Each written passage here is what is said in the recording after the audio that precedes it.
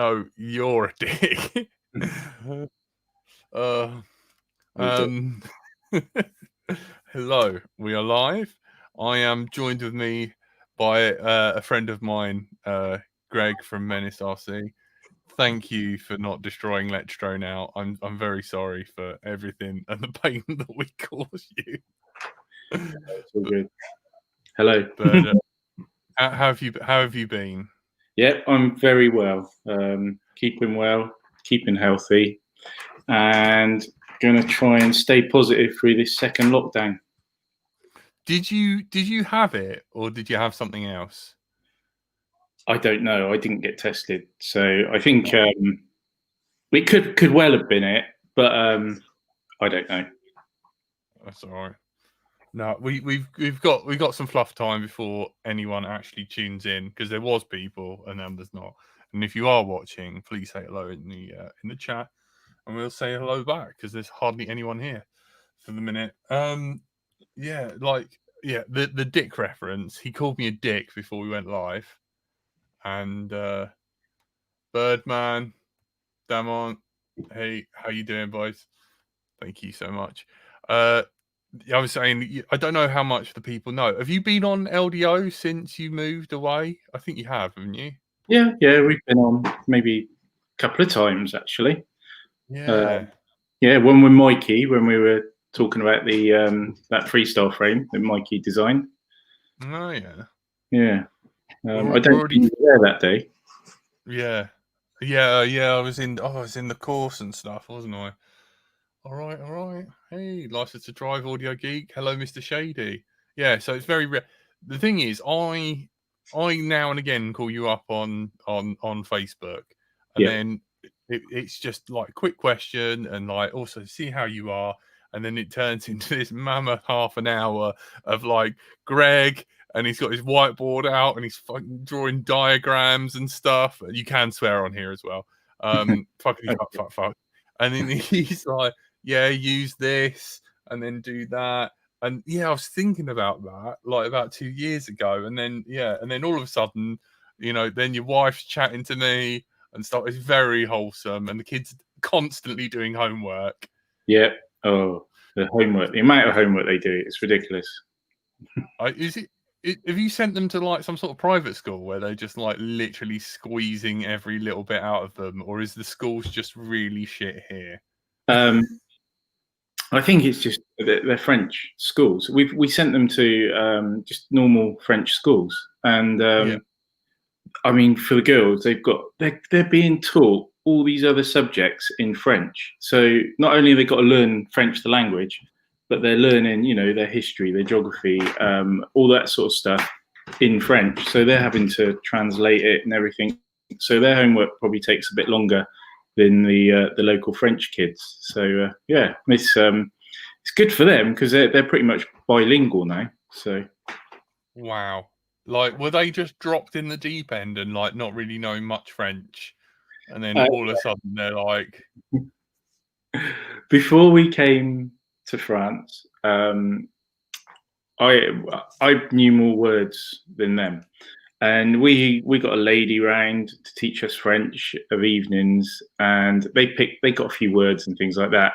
They came here, just dropped them straight into school, straight into the system, in the deep end, and about 6 weeks, and they really knew more French than I'd ever learned in all my years at school. So yeah, brilliant. It's the best way to do it. You're truly evil. I can't think of anything worse than that. They still love me. Really? How? Like, oh my god, I can't imagine that. Just being like England 1 minute, next minute you're having to speak French. Yeah. We'll move again soon. We'll pick another country and we'll go again. Oh my god! Like, yeah, I don't know. Like, I'd love to. Are they like translating for you stuff now? Yeah. Well, we're doing quite a lot of renovations and stuff like that. So whenever I go to a DIY store and I know we're buying something specialist or whatever, then I will get Millie to come along and she will translate for me. It's brilliant. Oh my god! That is hilarious. License set. Is it set overdrive? Oh no, I don't know. O drive. Greg, can you make a patch plus Omni combo setup for the mini LRZ mini? I have a Bandicoot. It's great, but it sticks out too far for easy storage. I use the LZR mini, but only one patch, as also I need Omni. Does that make sense to you?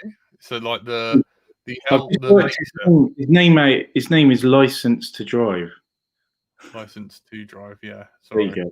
Right. So, can you make a patch and Omni combo setup like the LZR Mini?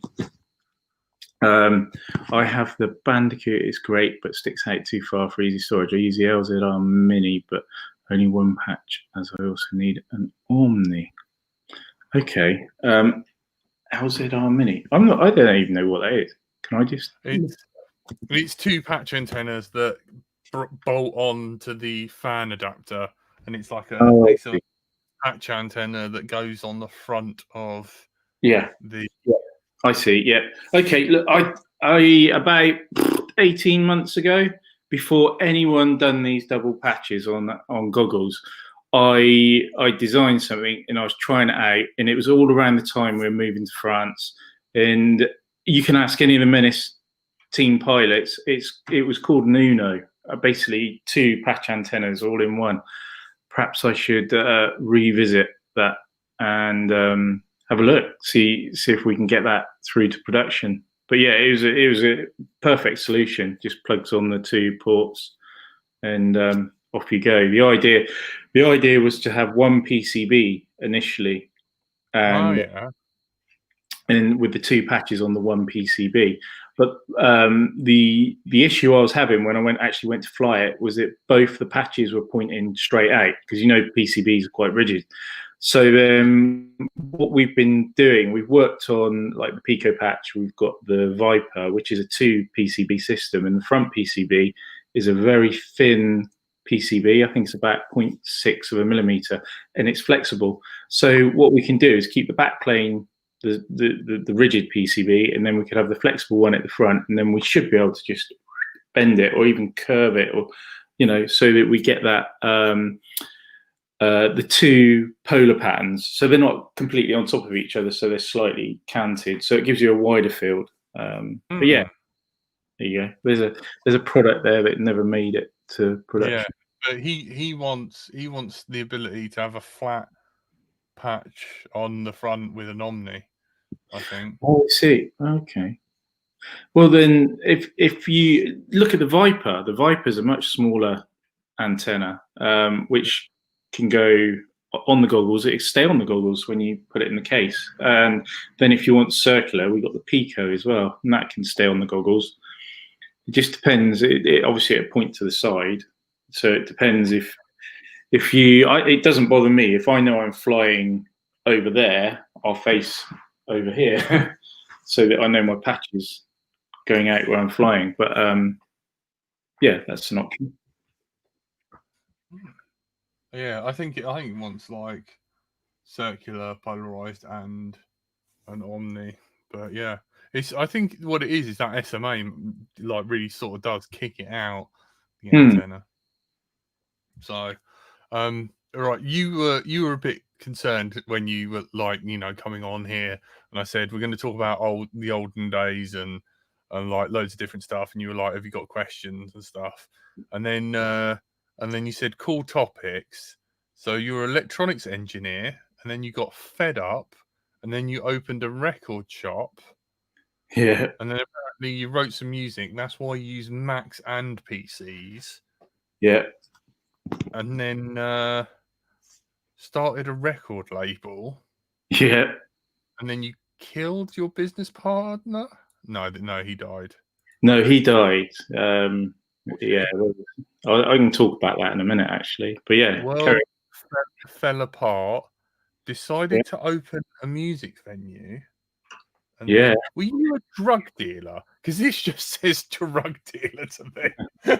Like everything you're saying, I can just imagine it. Like it's not no wife. You know, like Greg used to wear like Miami Vice like style shirts and like palm trees on it and shit. He's like, yeah. We've got to move. We've got to move to France for Brexit reasons. Meanwhile, he's like, quick.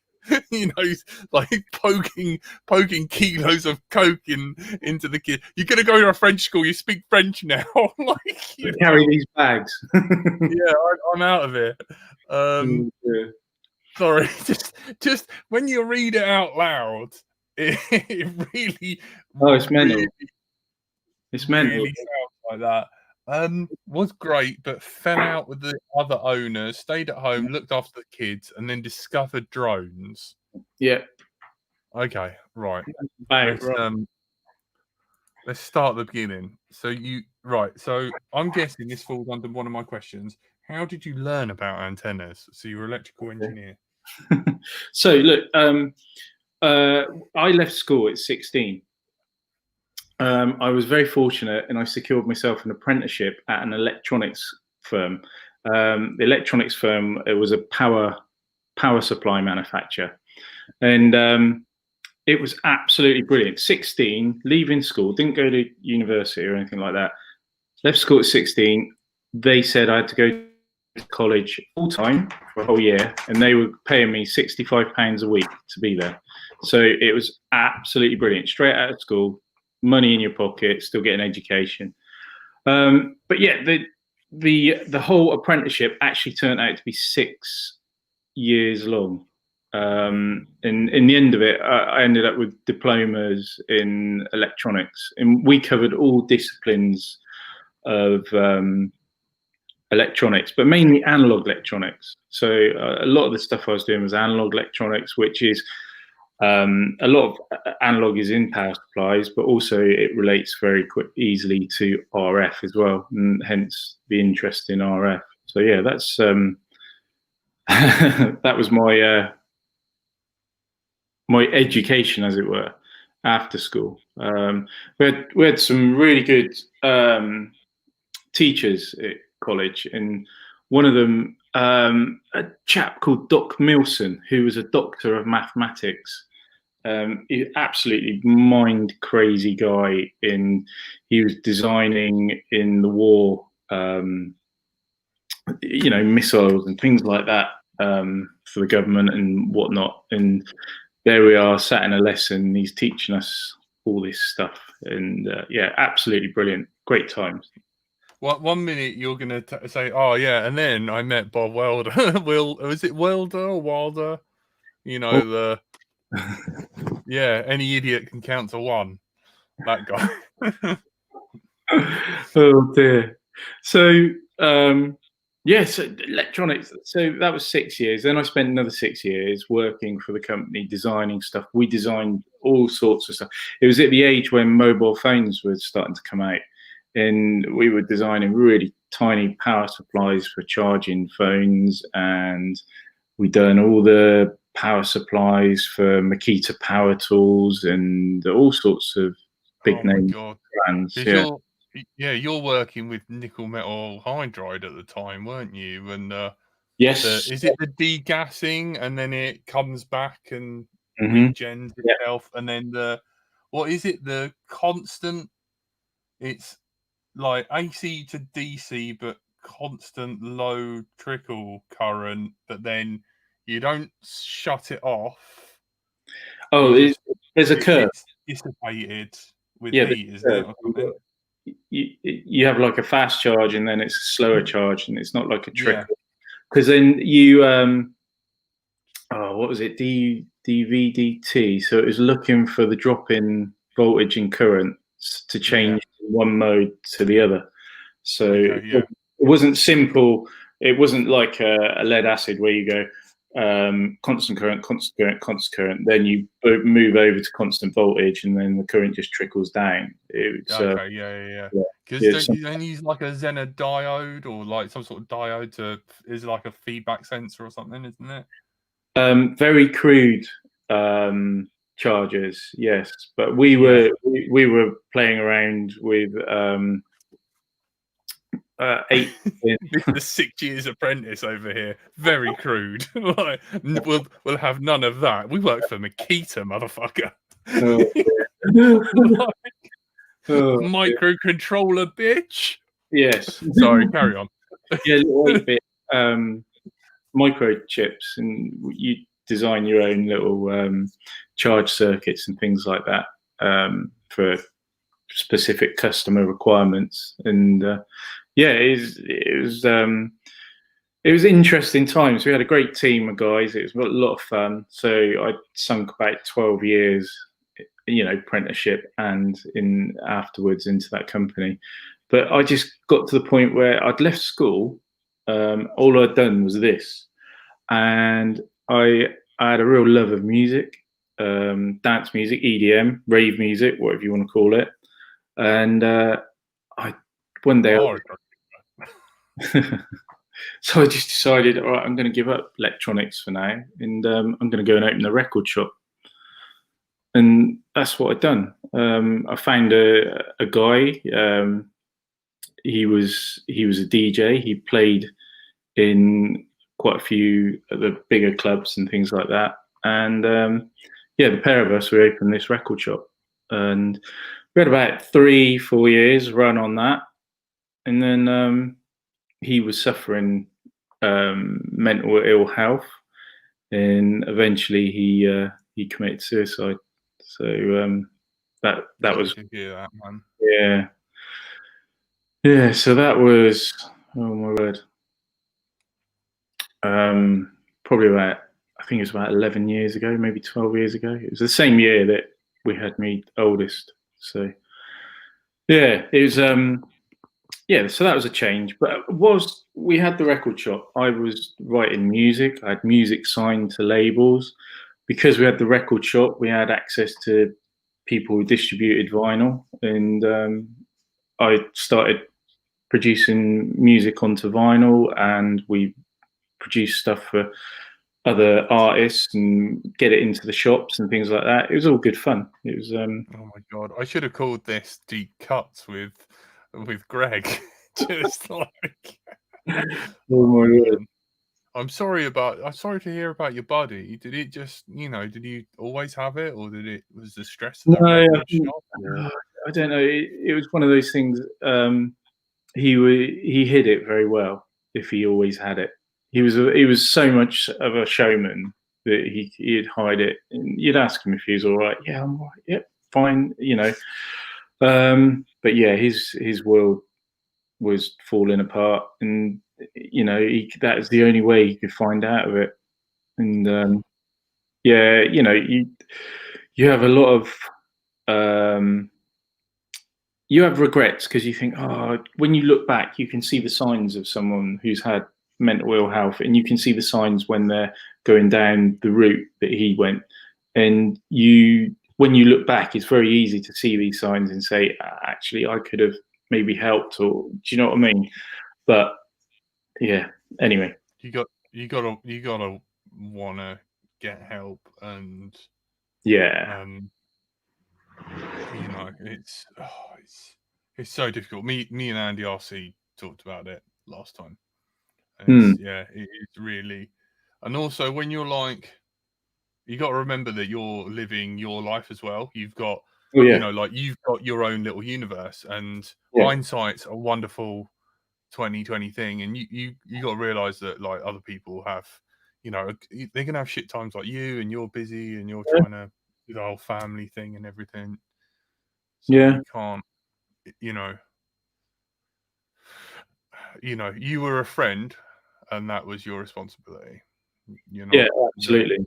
I mean, you can't when say when he passed, it put us under. I mean, I was there trying to keep a record shop going, and this was at the time when vinyl sales were reducing. I mean, there's been a massive surge lately of record and vinyl sales, but back then it was declining.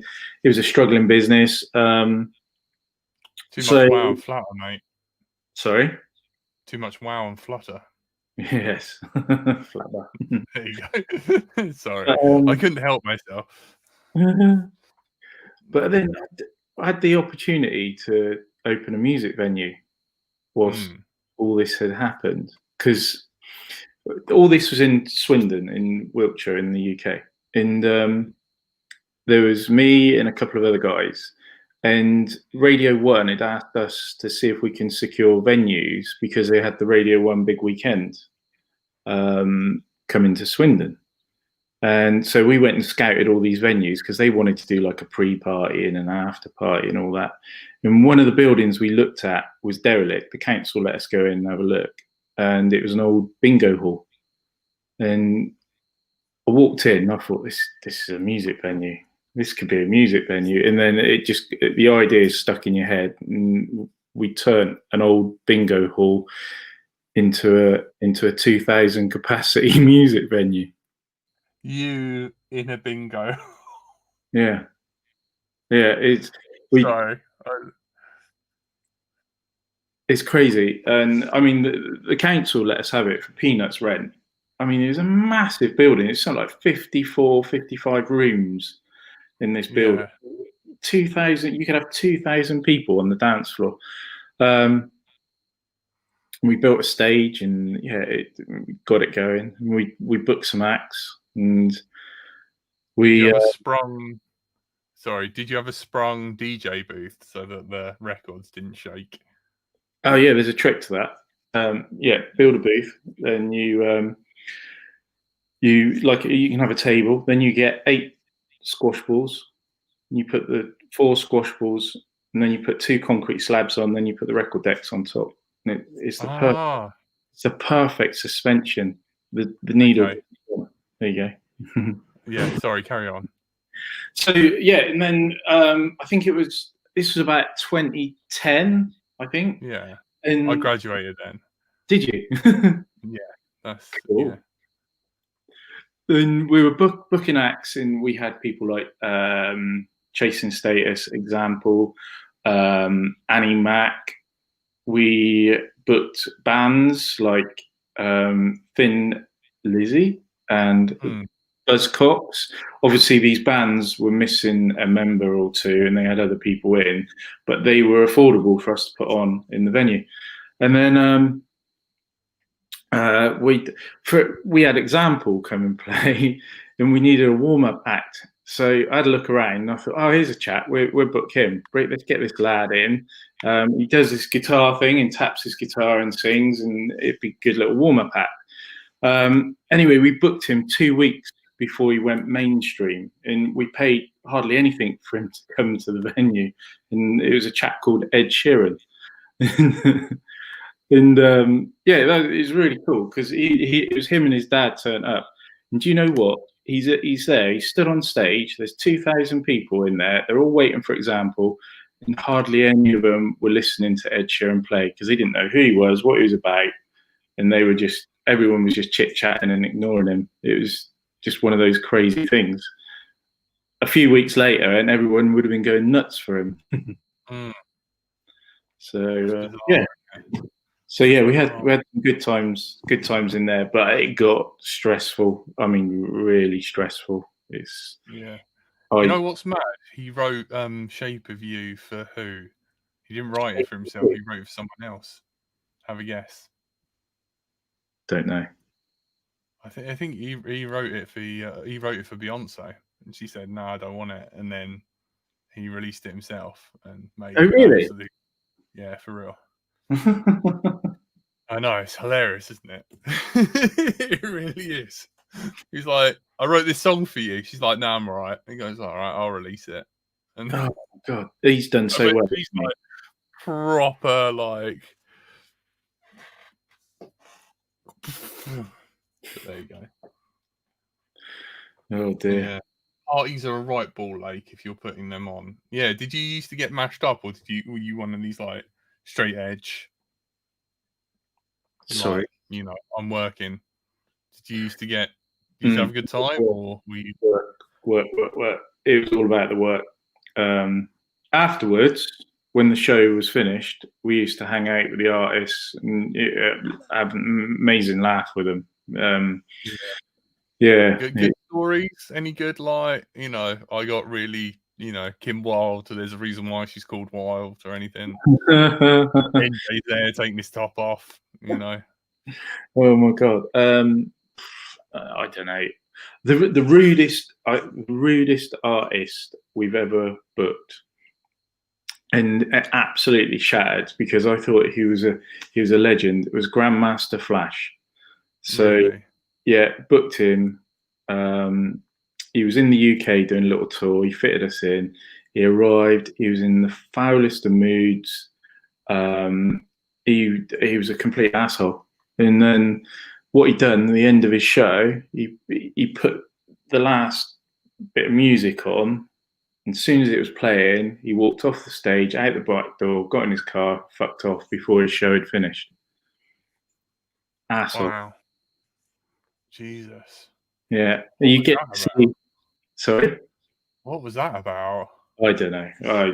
Something upset him, but yeah, it's a different world when you're putting on a show and you see it all from behind. We put on comedy nights as well. They were good fun. And yeah, Marcus Brigstock, Sean Hughes, Rufus Hound, all these sort of people came down. Yeah. Oh my God, man. It's almost like Mock the Week, isn't it? Yeah. Man, that's mad. Any Frankie Boyle, or did you never get him? Didn't get him, no, didn't get him. That would be amazing. Yeah. But I mean, that was our first year, and in the first year, I was stressed out, completely stressed out. It was ridiculous. Because you're learning the ropes, is it? Or it was I was learning the way, the amount of money you would put into it, the amount of money we were making or taking. The money you take is phenomenal, but after you're paying everywhere, pay. Right, what's left for me? 100 quid. You think, okay, I've got this big fucking venue, and I'm going home with 100 quid to feed the family and everything. You're like, this isn't right. No. So yeah, one thing led to another. Had arguments with the other two chaps, and I just decided I wanted out. Ended up just walking away from it. Kate at the time, she could see I was completely stressed out. She said, "Do you want to give up work?" She goes, "I'll go back to work," because we've got the two girls, and she was at home with the two girls, and so I became a stay-at-home dad for a little while, and that was the best move ever made. She absolutely saved me. It was, yeah, amazing. Oh, that was awesome. I kind of imagine like your record store being something like Black Books. like, what do you want? Oh my God. Can you order me this record? No, because then you'll buy it and then I have to order another one. Go away. Oh dear. Have you got fond memories of it though? Yeah. The first 3 years with Alwyn was absolutely amazing. There was 2 other record shops in Swindon at the time. Within 3 months, both of those had closed because we'd gone in with a whole fresh attitude. We were the only independent record shop in Swindon who was linked into the charts. So people were buying stuff from us, but we were reporting every week to the charts, so we're contributing to, figures and that, which meant that we had to buy this very expensive system. But what came with that very expensive system was we had the whole catalogue of all the vinyl at our fingertips. So if anyone came in and asked for anything, we were able to find it on the system and order it for them. And this was it. This was before we had really cool phones with all these apps. So someone would order something, and we'd say, "Oh, give us your mobile." Gave us a mobile. We would send them a text message from a pay-as-you-go phone. They thought it was fucking amazing that they ordered a record, and then they got a text message, and a lot of these people, within about 20, 30 minutes, they come through the door for their record. It was just, wow. We serviced the hell out of people, and it worked. Yeah. Talk about Tracer now, please, I beg of you. like a poor Ethiopian child. Like the Talk about TBS Tracer. I've not used trailer. it. No, Have well, you? it's just out, isn't it? I know it Yeah, sounds exciting because, like, you know, it's going back to 2.4 yeah. instead of Feels like there's a sort of a big circle. We're coming back to where it all began. yeah. Always, I know because yeah, old Immersion RC released the old Ghost. Yes, So is it the Lua you know the what is it, Lua chip or Laura. something, isn't it? Laura Is chip, that's it. Yeah. Laura. Yeah. Right. Yes. Yeah, it's all coming full circle. We're back to 2.4. They're going to start making radios where you've got 2.4 built into it soon. Yeah, that's gonna be so much better than Yeah, I all these. know. I don't because I picked up because I was having trouble with like the Lewis scripts. I picked up the 2019, so all my old receivers don't work with it, and so I went fully onto Crossfire, and then I started like, you know, building shitty old planes, and I need PWM. Yeah. So now, if I buy a receiver, I've got to buy a bloody breakout board. Drives me nuts. I'm just like, Oh dear. I know. My Tracer module has a 2-watt sticker. Why are we talking about Tracer if you've already got it? I don't know. How? So, Yeah, like, so we haven't go on. even started Menace yet. So there I am Yeah, at home. I'm at home with the two girls. One's still in nappies, so I'm doing all that. I'm going to toddler groups. I'm going to music with mummy. Going to these swimming with children. Doing all. I'm the only bloke, and all these mums. And yeah, yeah. yeah. Did they bring you jam jars and stuff to open and stuff like that? And like, Not quite, but yeah, like it totally. You get lots of cakes and things like that, coffee and cake, oh, and yeah, it's all good. I loved it. But I needed something else, so that's when I started to see videos online of Warthogs. Is that if I pronounced it right? I don't. Can you remember that? It was basically it was two pieces of aluminium bolted together, 4 motors, 4 ESCs, and probably a what was it, the 5.5 flight controller. Jack, name's gone. Name one of the very first flight controllers you had. MenaceRc, Flip 32, KK2. Older. Older Yeah, than, K. yeah, that's what I said. KK2.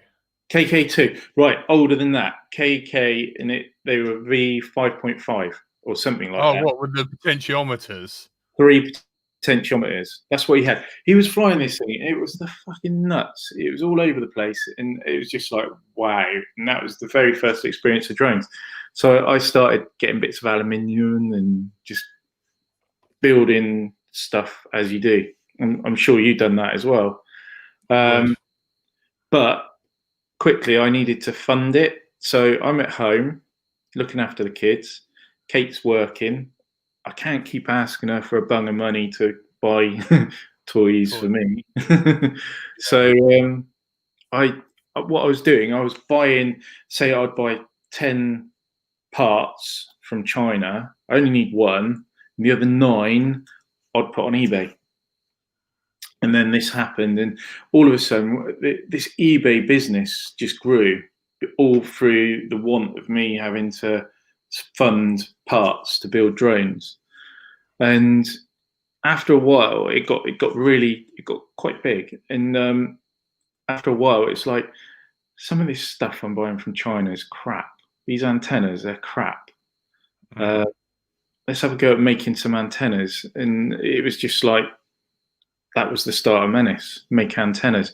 We had a flying group, every Thursday we used to meet up at a field in the evening, and we used to just tear around with our drones around the field. And pretty much every week I'd come along with some antennas to try out that I've been making that week. And it wasn't till the Invader, that was the very first antenna that worked amazingly well. And sorry, they still running. They still run an Invader to this day. Yeah, they're absolutely brilliant. And I took a couple with me. I gave it to a couple of the guys flying. They just didn't want to give them back. So then I made up a few, and word was getting around that we had these antennas, and people started messaging me saying, "Can I have one of these Invader antennas?" And it just started building from there. I was making them myself, and then it was like, do you know what? I'm not going to keep up with the demand. So where I've been buying stuff from China, I'd made a few good contacts in China, and one guy in particular had been really helpful to me through the whole eBay experience. And I just said to him, "Can you make these?" He said, "I can OEM anything." And that was it. We just started having a go. We set up production, and I think we made the first 1,000 Invaders. And that was when we had a lot of stock, then shops wanted to put them on the shelves, and it just grew like that. And that was it. It was really organic. I didn't push it at all. It just happened. Do you know what? I was in Sussex Model Centre, and they had some of your antennas there. Really? Yeah, for real, man. Oh. Like, it was crazy. Like, totally tucked and hidden. You can never find anything in that place. I couldn't believe it. I was like, FPV antenna. I was like, I'm sure they don't even sell FPV transmitters. So it was really strange. Yeah. No, There's some there. Sorry? In the corner. There's some there in the corner by the door. Cool. So they go but yeah, they're everywhere now. I mean, we've designed, I can't remember, we've got about 40 different parts in total, I think, maybe more, which has been designed over the last 5-6 years or something like that. But yeah, they're in all the stores. We're even in Banggood as well, which is mad, isn't it? That is crazy.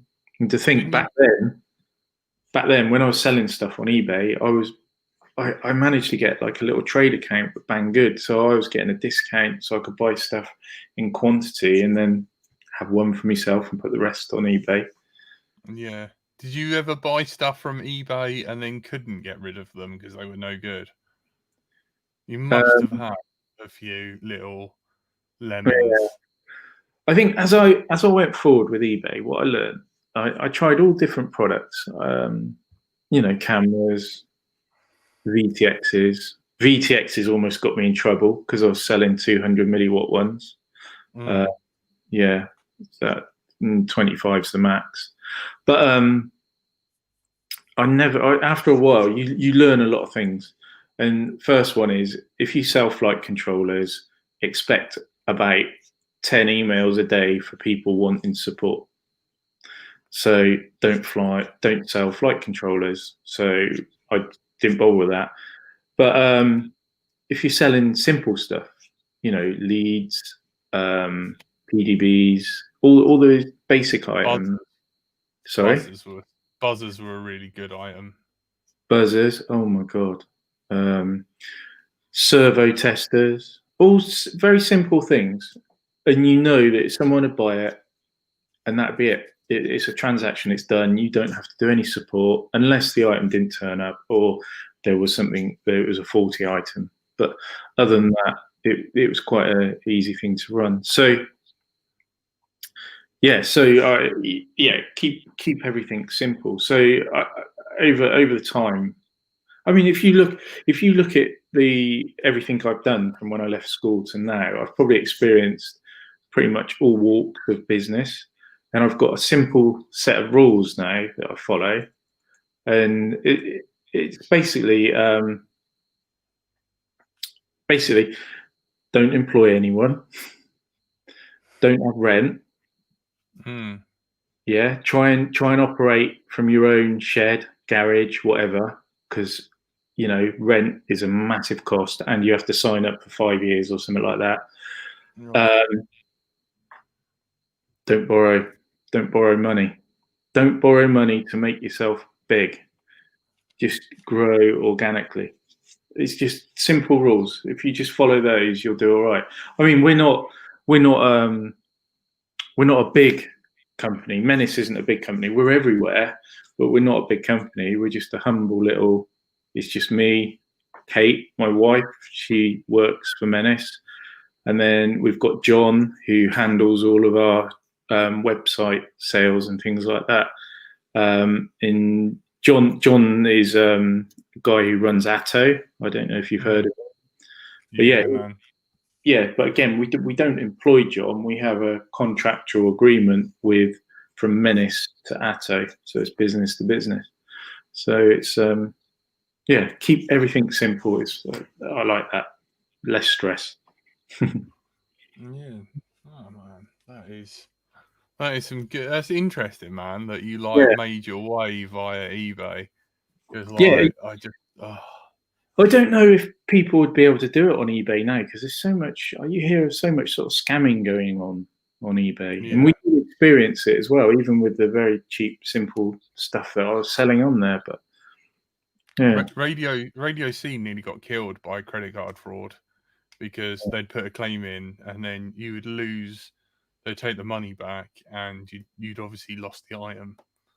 So yeah, after a while, it was like whenever anyone paid on a credit card, like it was literally like Fab having to like manually filter through it and yeah, be like blah blah blah. And there was a few times where you didn't want the you didn't want to lose that you didn't want to lose that sale, so you ended up having to like call the person and verify it and stuff like that. It was just it's crazy what goes into it. yeah, you know yeah. Oh, I it's mean, like just having a record shop means that you meet all walks of life, and yeah people would try stealing from us, paying with stolen credit cards, and all sorts of things like that going on. And you get massively wise to it all. And a lot of the times, it's a lot of chances, people who are doing it. But when you start going to online, you don't actually see the person, because if someone was stealing from the shop, you can confront them, you can deal with it there and then. You don't have to get the police involved. The police never do anything anyway.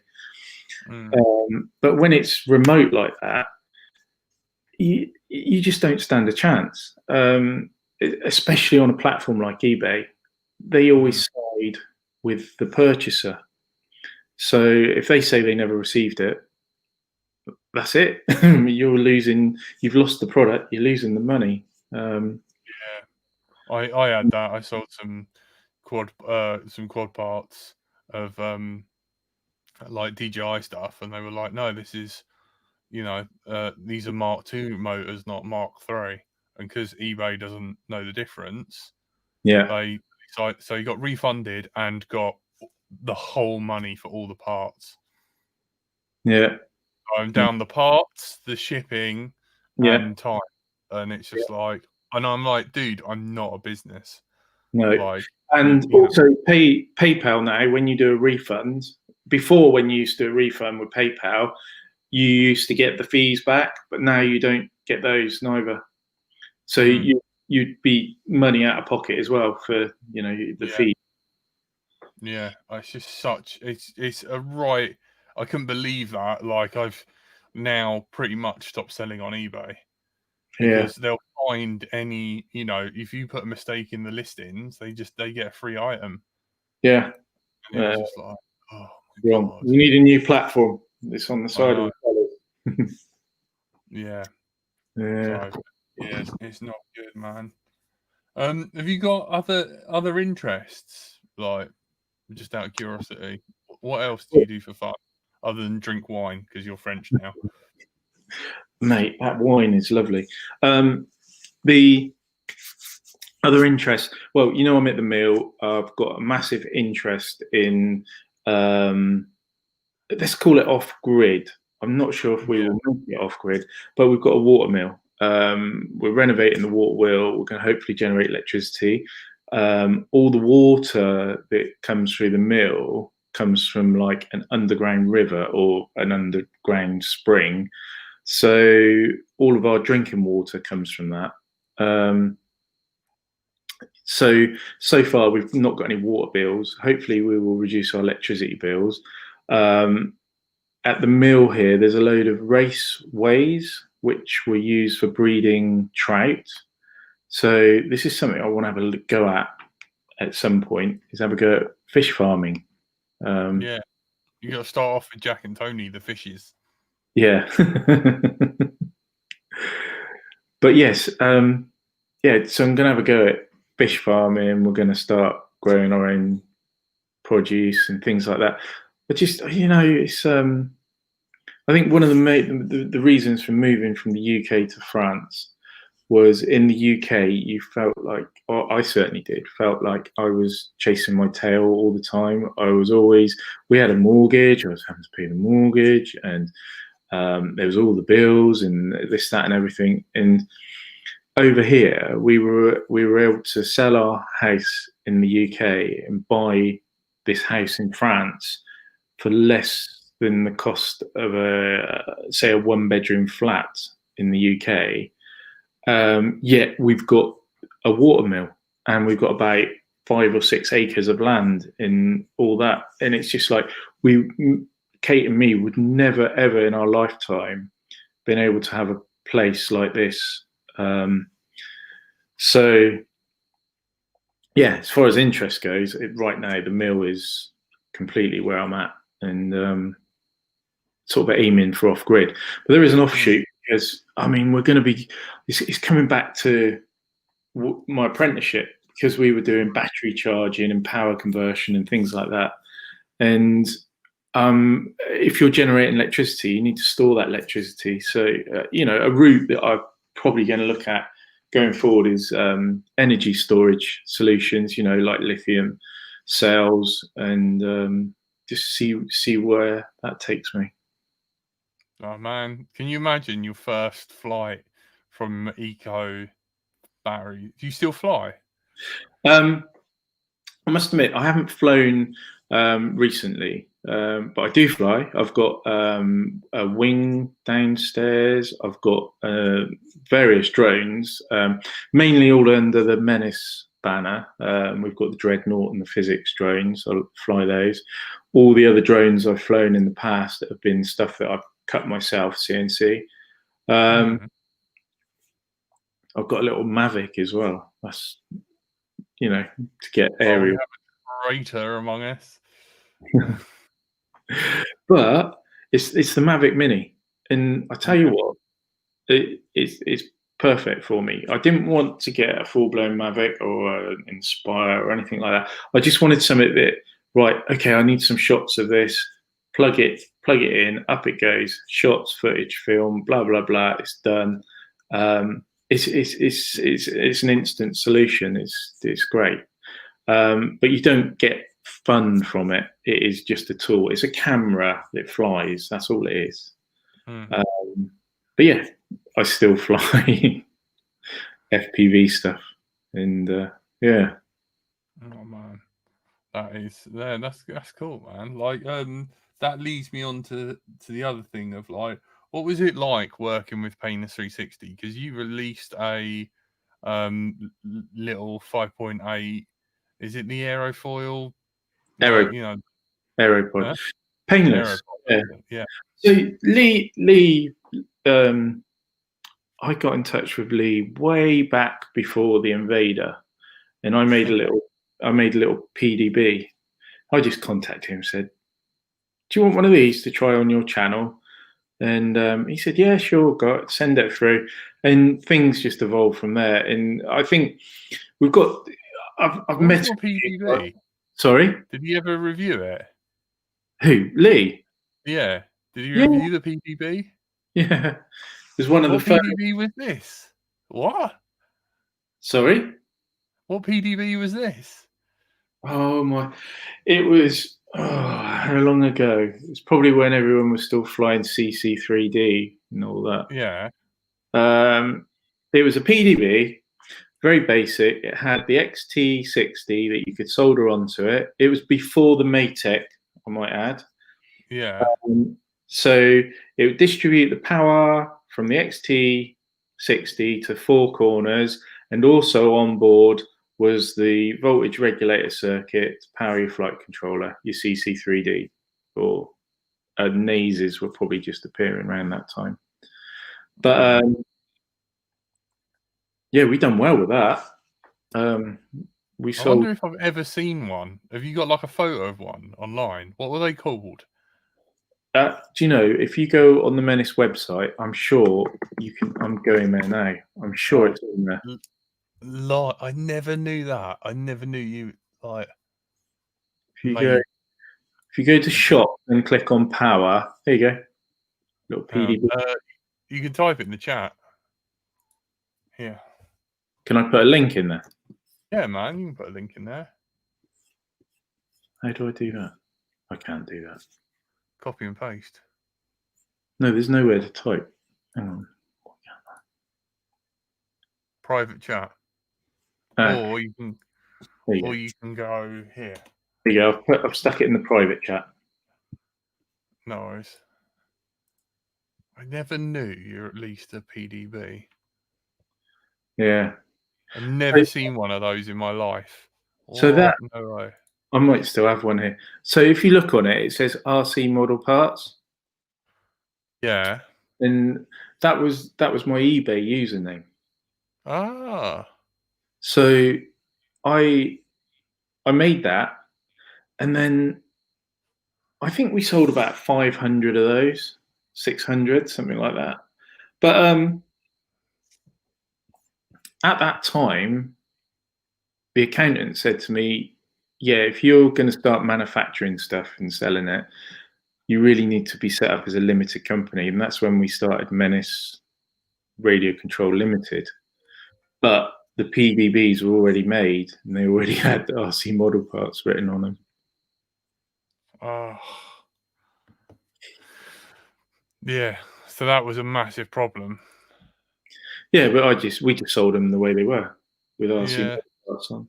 But and from the Menace website. Yeah. So, but yeah, that was released, and then very shortly after that, it was the Invader. But look at those caps, man. Zero filtering for the VTX. Mm-hmm. Was it 2 regulators and 2? Yeah, 2 linear regulators, but they are ST as well. Yeah. So It's Thompson's. yeah. Low rate regulators, but they worked, and that was at a time where you needed a steady 12 volt for your video camera, and no one had done a 5 and a 12 volt on a PDB. Well, actually, no one had done a PDB with an XT60 on it. Yeah. Oh, definitely not.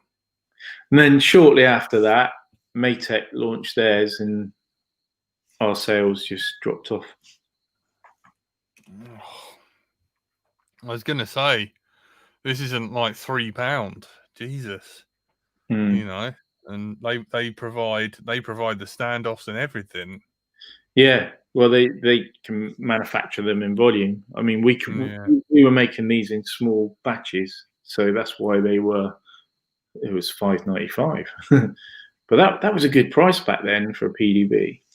Yeah, oh, it's mad. What was I going to say? Like, you did the like antenna testing with Painless. Yes, sorry. You went into the lab with Painless, and you were testing all these things. What was the best results from other products? Who were you like, wow, if you can't get hold of Menace? So when you're doing that, you have to take the Menace hat off. Yeah. You're working with Lee. Lee wants an impartial test. Yeah. So it's very easy to frig test results, so it points towards your product. But so basically, you just test everything, and whatever comes out good is good. That's it. Yeah. I don't know if everyone's seen any of the Antenna Lab series, but I think in there was a few discoveries. I mean, like the original MenaceRc Spironets were still very good antennas for what they were. But yeah, so I still haven't answered your question about working with Lee from earlier. Yeah, that's the point. Yeah. Yeah. No, he's How so yeah. was it? Known Lee for a while. We built up a bit of a relationship. Met Lee a few times at Weston Park. Went and had a beer together. And just got on really well with him. And then he was saying we discuss ideas and things like that. And he came up with a few ideas in the past of different products and things.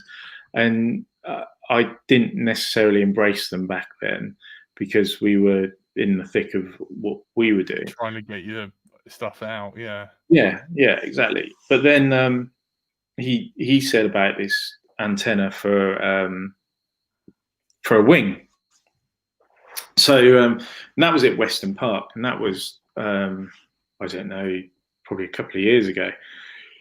So it's one of those things. Ideas formed, and then nothing really happened with it. Time went by. Every time I spoke to Lee, Lee would say, "You need an aero antenna for wings." Every time I spoke to him on the phone, "You need an aero antenna for wings," and so eventually got round to designing it, and that's how we came up with the product, the Aeropod, which was Lee's idea. Yeah, and it's a neat product for wings, and I think most people who've used one enjoys it, as in the fact that when you build it onto the wing, it's totally flush, about 10 mil it pokes out. So, yeah, Lee is a gentleman. That's probably the best way. Yeah, he's a really nice guy. No messing around. Says what he thinks, and I think he's got a lot of integrity as well. In all the stuff that he does on his channel, I know he's avidly into it all, and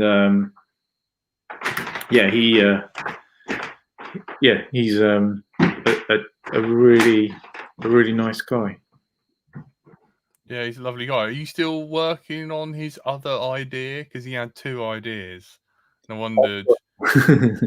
I've got it. I spoke to him a few weeks ago before I was ill, but I've got a list that I'm supposed to be working through. If he's watching, he's going to be like, "You're not working on it."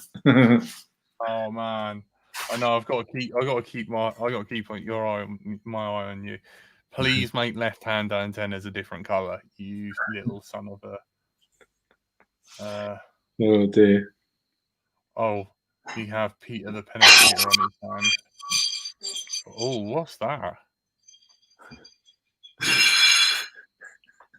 Is that the wife smashing stuff up? That'd be the wife getting dinner ready. Oh man, Jesus. Yeah, you talk about rigs. Lessons in just a few things. We're gonna wrap up because we're drastically running out of time. Best lessons you've learned from doing all this, working with quads or stuff. Lessons. Yeah. No, it's a pen. Yeah. I've got my favorite troll in the comments. No. Oh, okay. Lessons. What have I learned? Spoke about what I've learned in my sort of basic rules. Yeah. Business, but lessons I've learned. I don't know. Yeah, lessons you've learned, like, you know, like building quads or like, you know, flying or Yeah. like, you know, the best products are this or, you Oh, know, like yeah. don't lick the end of your batteries. Yeah, don't put a 9-volt on your tongue. Yes, I don't know. I've learned so much with drones and the whole. It was weird because it sort of drones has given me that rekindled love affair with electronics. You know, analog electronics and everything, which is great because it's what I left school with. But yeah, lessons wise, products wise, I don't know. I'm still rocking Tyrannus. Have I got a module in the back? No, I've got 2.4 gig. Yeah. I've got Made it to 6S at least? I 6. haven't. Nah, Yeah. 4S. I've got a 6S quad, but no 6S batteries. I tell you what.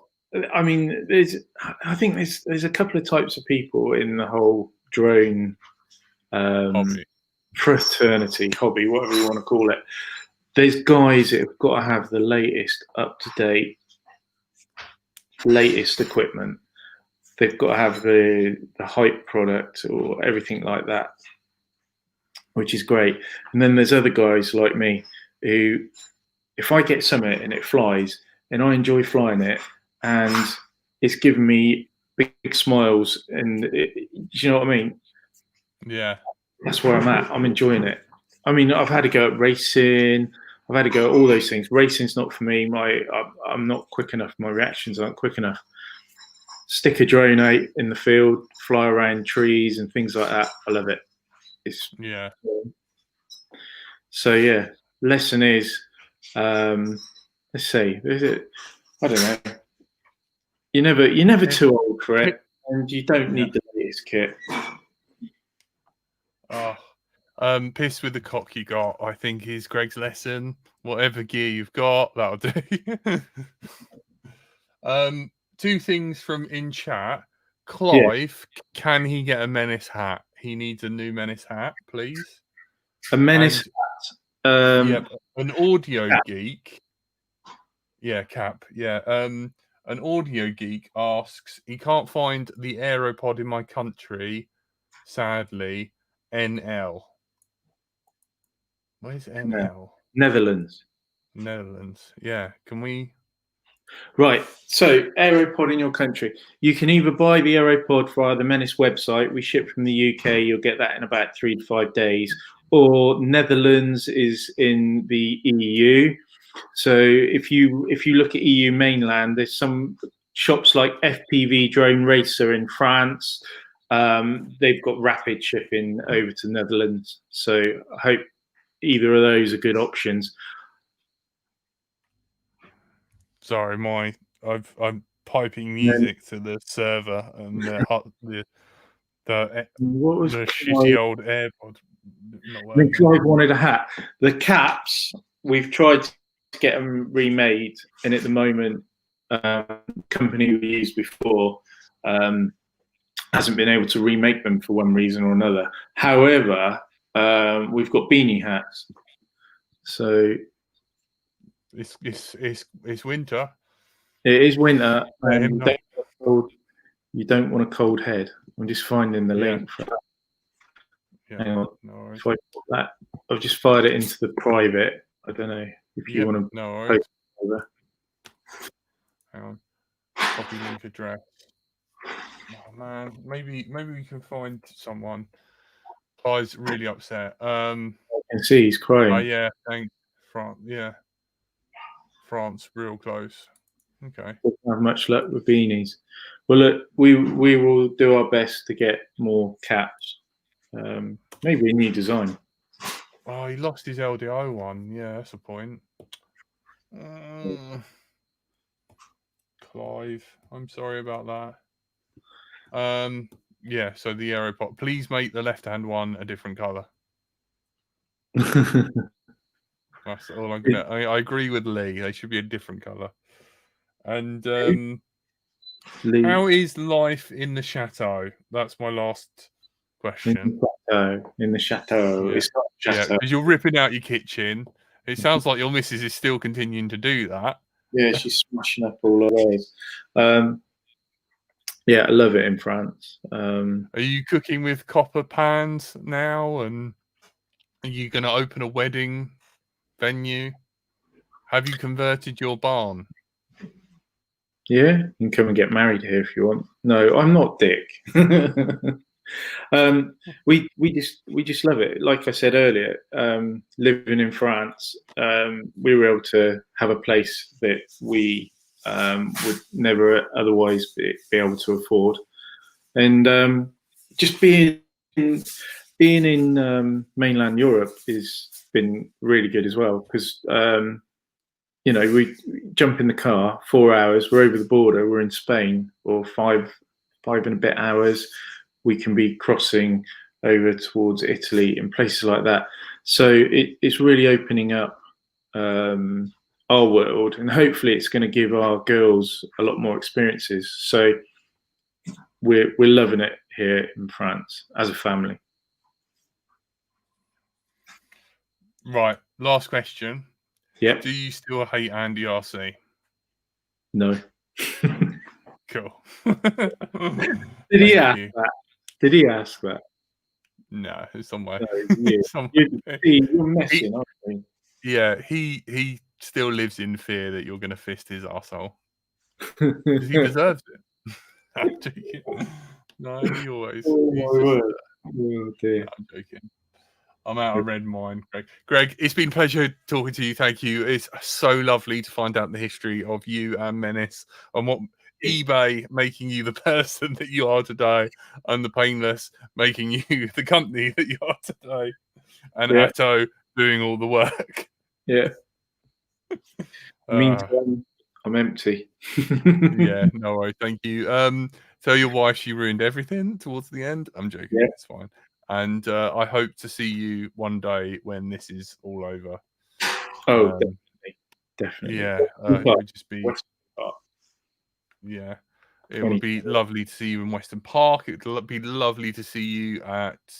I bet Mini you air really regret missing the mini air show because now you haven't seen us for 2 years. I know. You suck. Terrible. Yeah, no maybe we should hold a Menace FPV event here in France when everything's off lockdown. Yeah, can do. Can your waterways handle me? That's what I ask. I'm sure they could bring his boat. Yeah. No worries. Right.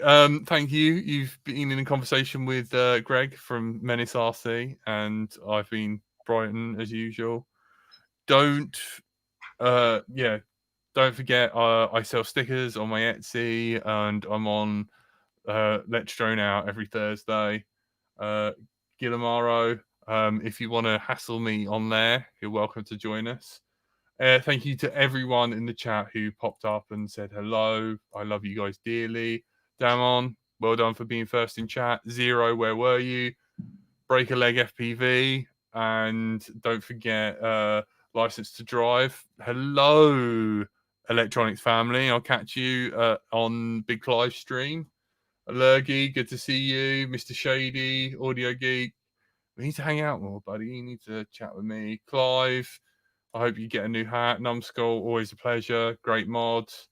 Animal, I'm sorry we didn't get to talk about your wonderful choice of picking up a tracer. Congratulations, well done to you. UFO, and anyone else that I've forgotten. Spider, of course. Cole, good to see you. Mikey Dread was even here. Your boy.